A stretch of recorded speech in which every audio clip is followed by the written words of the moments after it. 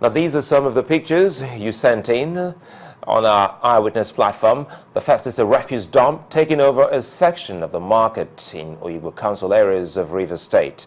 Our Eyewitness is appealing that waste should not be dumped indiscriminately. While still in Rivers State, where this image reveals deadly drainage holes along Port Harcourt Aba Road, according to the sender, it's exactly between First Bank and Artillery Junction. Our Eyewitness says these holes could swallow N at a time and is asking the state government to make efforts to cover the holes. Now in Imo State, this picture shows the current state of Imo Anambra Federal Highway in Nwangele, Okengwe in Nwangele, yes, local government area, which according to our Eyewitness poses danger to those plying the road. And finally, in Kogi State, where St. Paul Primary School in Okengwe in Okene local government area is on the spot. Our Eyewitness describes this school as one of the best in times past, but is now a shadow of itself. Well, thank you so very much for sending in those pictures. Please keep them coming in, and we hope that the authorities will take charge and fix them. What are the stories?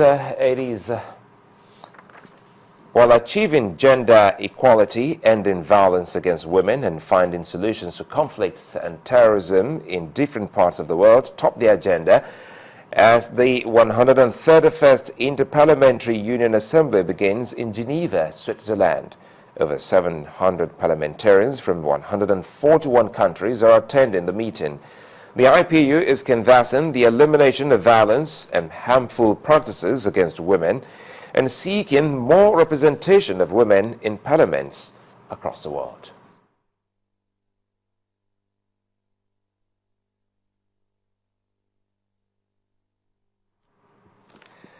Well, to other stories now, the World Habitat Day is on. It is estimated that over 40% of city dwellers in Nigeria live in poorly planned areas, otherwise called slums. As the nation joins the rest of the world to celebrate this year's World Habitat Day, leaders have been enjoined to focus attention on the plights of slum and rural dwellers in the country. The World Habitat Day was set aside in 1985 by the United Nations to help governments globally develop slums and improve the living conditions of citizens. Almost 30 years on, slums are still major parts of cities around the world, including Nigeria. It is estimated that between 30 and 70% of city dwellers in Nigeria reside in poorly planned settlements, otherwise called slums. In Lagos alone, reports say 42 slums communities exist.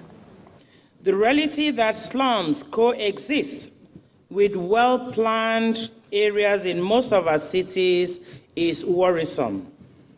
The commemoration of today, therefore, affords us the opportunity to work together to remedy this unpleasant situation. Various Nigerian governments have come up with policies, including demolitions of shanty settlements, with the overall objective of eradicating slums from the cities. Participants at this forum, however, advocate for alternative policies. Those who administer the affairs of our cities have no plans for them, either in terms of providing them adequate housing facilities or necessary employment. In consequence, they have to fend for themselves on all counts in circumstances that cannot be otherwise than daunting. If we would hear from them and not try to shut them up or obliterate their presence in the city, we may be surprised at the energy they have thus expended to help themselves. We are pleading with the Minister of Federal Capital Territory, Senator Bala Mohammed, to kindly approve the upgrading plan, which will give a leadway to elevate the problem we are facing in the slum. For 29 years, the United Nations has, through this day, consistently encouraged world leaders to implement policies that will provide decent living conditions for all citizens. In Nigeria, citizens can only hope this will be achieved in the near future. One arm of government that can help quicken the anti-corruption fight of this administration is the judiciary. But the judicial officers themselves must first shun corruption and any act capable of bringing the judiciary to disrepute in the discharge of their duties. A Justice of the Supreme Court, Mukhtar Kumasi, who said this at a forum for judicial administrators in Abuja, also challenged the judiciary to maintain a high level of transparency, integrity, accountability, and fairness. Let me emphasize the need for hard work, competence, comportment, and diligence, which are the hallmark of a good administrative officer. You must, in your own interest, shun corruption in all its ramifications, as it has no place in the judiciary. The coroner's inquest into the September 12th synagogue church building collapse began today at the Lagos High Court premises in Ikeja. About 115 people lost their lives in the incident, most of them South Africans. The coroner magistrate Pt.2 Komolafe has asked the South African government to allow families of the deceased to turn up for the donation of blood for DNA test to identify the victims. This, is said, will also facilitate early release of the corpses for burial. Our judiciary correspondent Shola Shoyele has a report. It's over a month since that building at the Synagogue Church of All Nations came down, leaving about 115 people dead and several others injured. Controversy has trailed the incident, especially as regards the cause of the collapsed building. The Lagos state government waded in, but clues to the causes are still sketchy. To get to the bottom of the matter, a coroner inquest has begun sitting at the Lagos High Court in Ikeja, the state capital. Magistrate Pt.2 Komolafe, who presided over the inquest, assured the parties who turned up that the court would be fair, as it was only on a fact-finding mission.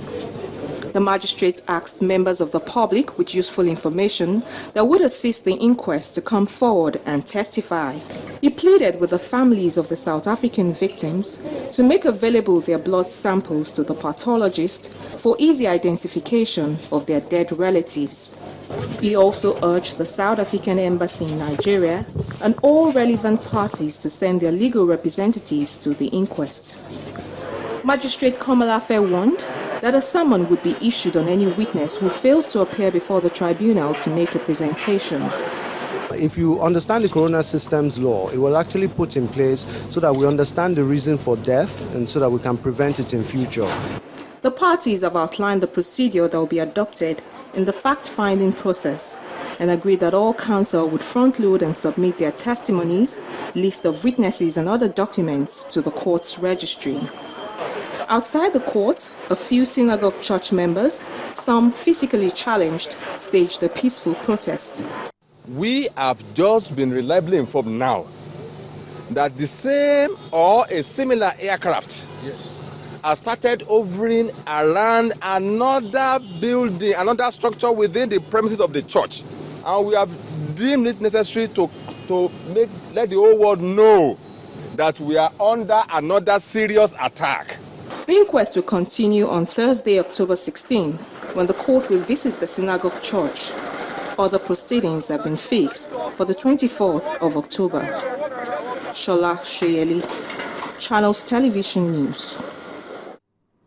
Leaving Lagos to Anambra State, Nigeria's southeast region, the government says in spite of the success already recorded, it is not about to relent in its efforts to rid the state of kidnappers. The latest move in this direction is the demolition of 2 kidnap dens in Idemili South Local Government Area and Umudim in Nnewi North Local Government Area of the state.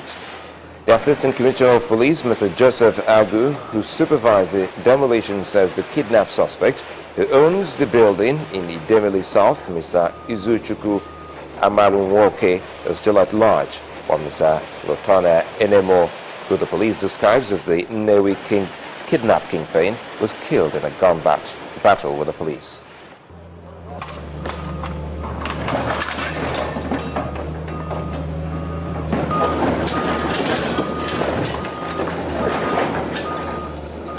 Is going to be demolished in line with the state edict that any building used to keep kidnapped victims will have to be demolished. And Lieutenant has been using this place to be keeping victims of kidnapping. When the news at 10 returns, the Naira firmed at 163 Naira to $1. That's in business news. Join us again.